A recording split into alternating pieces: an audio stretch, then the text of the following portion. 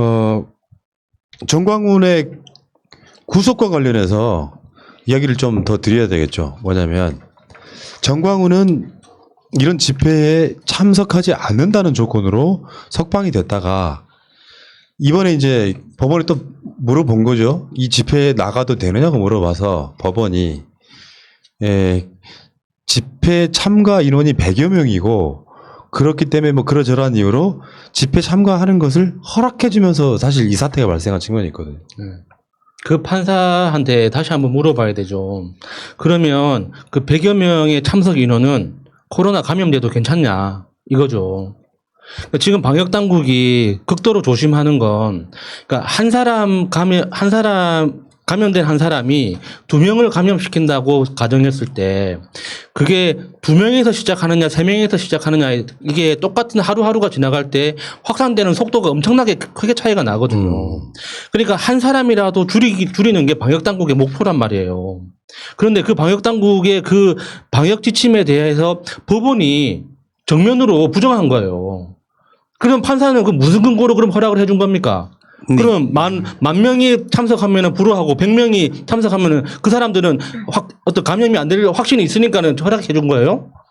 진짜 그 판사한테 진짜 따져 묻고 싶더라고. 네, 이 사람은요, 행정법원 판사가 수준이 너무 떨어져요. 그러니까 이런 예는 너무나도 많아요. 여러분 이런 생각 한번 해보세요. 그 스티브 유 있죠. 유승준 씨 사건. 유승준 씨 사건에서 4층 발급 거부 처분에 대한 취소를 제기했는데요. 거기서 이제 판결문에 보면 이런 내용이 나옵니다.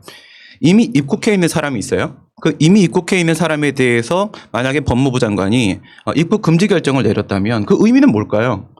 이미 들어와 있잖아. 이미 들어와 있는데 들어오지 마? 이게 아니고 그 의미는 실질적으로 해석을 해야 되는 것이고 이미 들어와 있으면 여기에 체류하지 말라는 대한민국 체류하지 말라는 의미니까 이건 강제 퇴거 명령으로 이해를 해야 된다.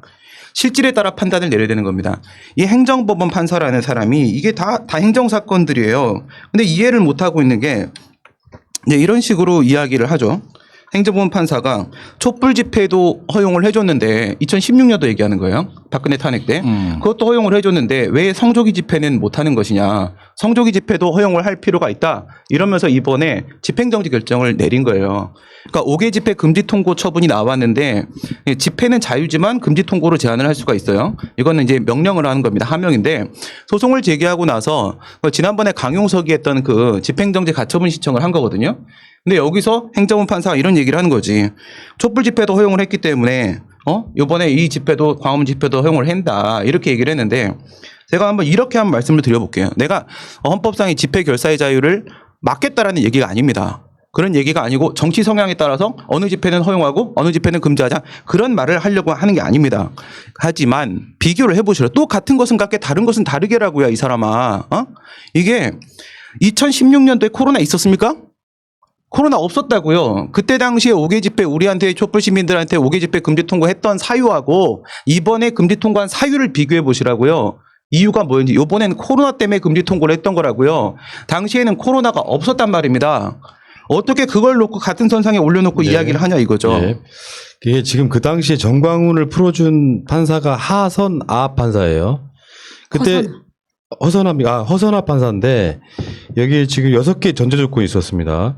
주거를 현재 본인 주거지로 제한. 사실 집 밖으로 나가는 것 자체가 불법이었던 거고요. 3일 이상 여행하거나 출국할 때는 법원의 허가를 받을 것. 증거를 인멸하지 않겠다는 서약서를 제출할 것. 보증금 5천만 원을 납입할 것. 사건 관계자와 연락 금지를 할 것. 요거였었고요. 다음에 그 정광훈 집회를 허가해준 서울행정법원 행정11부 박형순 부장판사 이 집회는 100명 규모이고 실제 집회 시간도 신고된 것보다 짧은 4시부터 5시간 정도로 예상된다. 예방 조치를 적절히 취한다면 감염병 확산 우려가 객관적으로 분명하게 예상된다고 보이지 않는다라고 정광훈 신도로 추정이 될 정도의 나는 해줬다고 보고 지금 방송 보시는 분들이 10,000명이 좀 넘으셨잖아요. 집회 신고를 100명 했어요. 대략 광화문에 나온 숫자가 10,000명으로 추정됩니다. 여러분들 10,000명 그러면 별로 안 많은 것 같지만 실물로 보시면 엄청나게 많은 숫자가 모였던 거거든요. 지금 이런 상황이 되면 이 책임은 지금 박형순 판사한테 있는 거 아닙니까? 그렇죠. 그 언제부터 법원이 이렇게 자기 내피셜로 판결을 했습니까? 진짜 이게 이 판사 탄핵 진짜 21대 국회에서 해야 돼요. 근데 이게 왜 문제가 되냐면 만약에 이런 식으로 코로나가 이제 창궐이 되잖아요. 그러면 어쨌든 문재인 정부 그들의 시각은 항상 이렇잖아요. 문재인 정부의 사법부에서 오케이 해준 거 그래서 코로나가 창궐했으니 이건 니들 책임이다. 니들이 나라 망하게 한 거 아니야. 이렇게 또 할 거기 때문에 이 판사들이 이런 결정을 했을 때 저는 가장 생각나는 사람이 이명박이더라고요. 그럼 이명박은 잘 있나? 이명박은 지들 맘대로 하고 있을 거 아니야. 또 거기도 제대로 되고 있지도 않다고 생각하고 거기에다가 아니 민중총궐기 때 한상균 민주노총 위원장 도로교통법 위반으로 3년 줬잖아요. 예. 이건 뭐냐고 그러면 정광훈은 뭐냐고 왜 이렇게 고무줄 판결이에요? 왜 이렇게 고무줄 판사 맘대로냐고요 도대체. 그러니까 이게 얘네들이 꼼수의 기술을 쓰고 있어요. 현재 광화문 집회에서 이 보수 극우 단체들이 어떤 방식을 쓰고 있냐면요. 수십 개가 집회 신고를 여기 옆에 다 내요.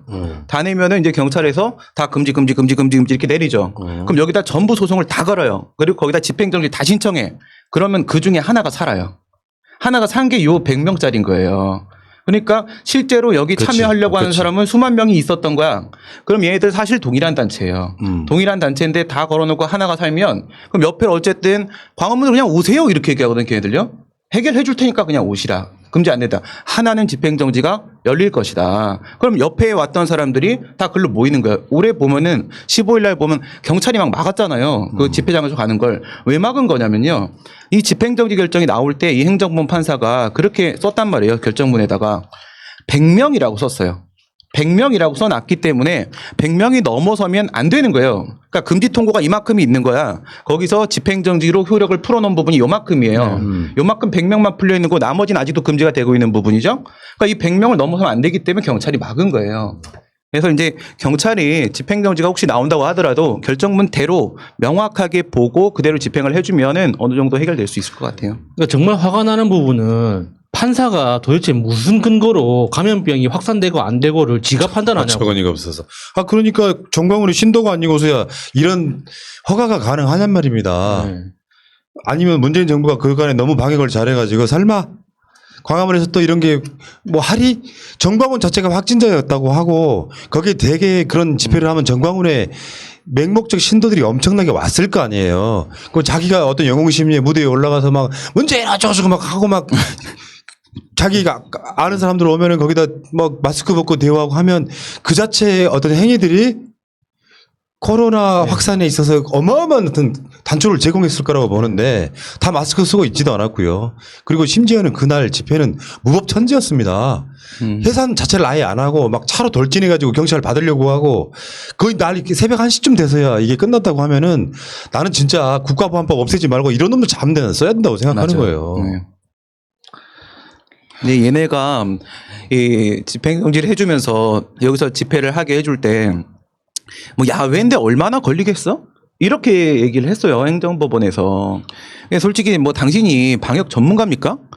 그 방역 당국한테 맡기는 거예요. 그럼 방역 당국에 당연히 의견을 구했어야 되는 거고요. 의견을 구하는 절차가 없었다면 현재까지 방역 당국이 요구하고 있는 기본 원칙만 지켜주면 돼요. 결정을 내릴 때도.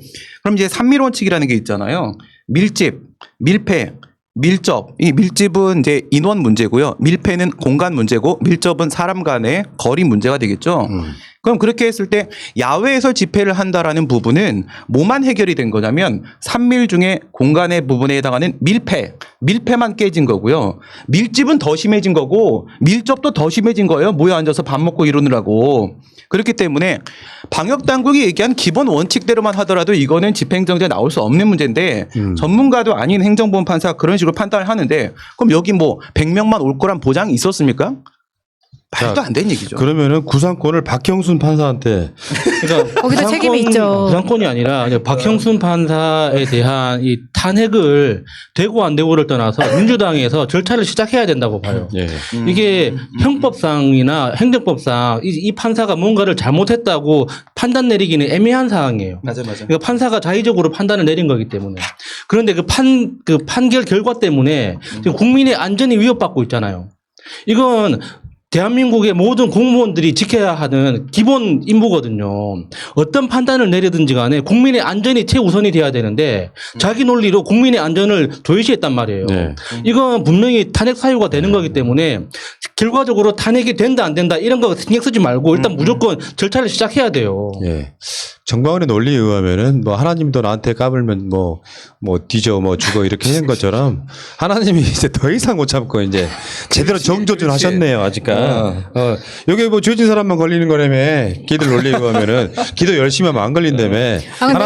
아, 근데 그래도 또 세금으로 치료를 해줘야 된다는 부분이 정말 안타깝습니다. 아니 구상구 청구하면 된다니까요.